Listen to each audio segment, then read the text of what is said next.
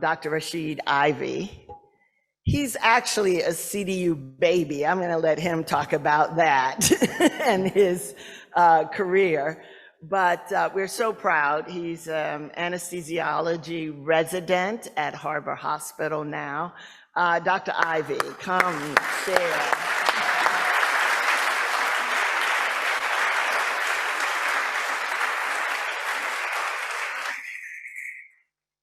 He's also a new dad.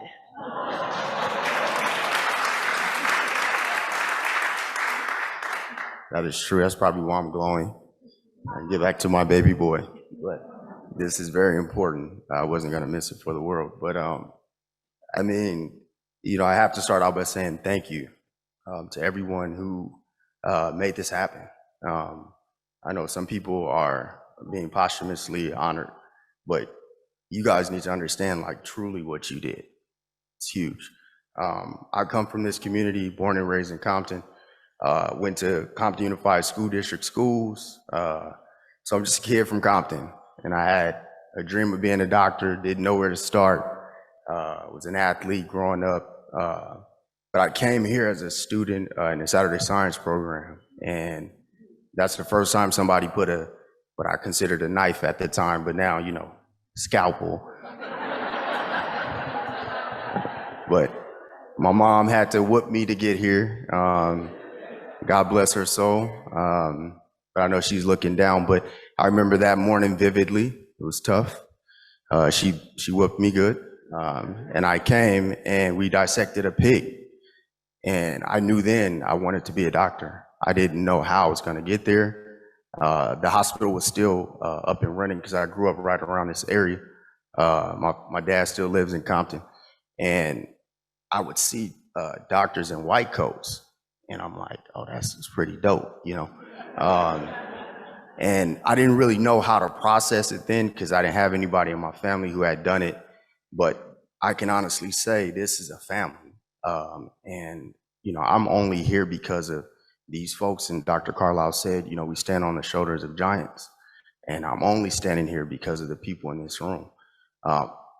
Just a quick thing. Again, this was sort of fast, so I didn't know I was going to be speaking, but as I sat there and I thought about what I wanted to say, what are the ingredients for a dream to become reality?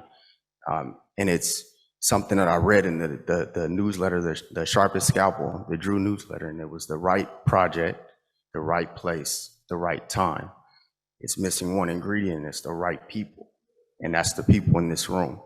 And you guys you've done a great thing.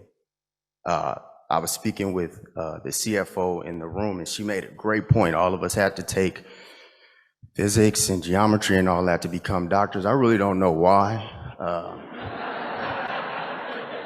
but we had to. But I think it all came, you know, full circle because she mentioned that, and everybody knows this, when you start out and you have a certain angle, as long as you're angled, when you start, it looks really small. But as time progresses, that angle gets big. That's what this is. That's what this school is going to be. Like, we're going to start here and we're going to reach the world. And I am over elated. I didn't know that I would experience something like this in my lifetime. I hear, like, my predecessors and the leadership that I look up to mention things that they've seen in their history.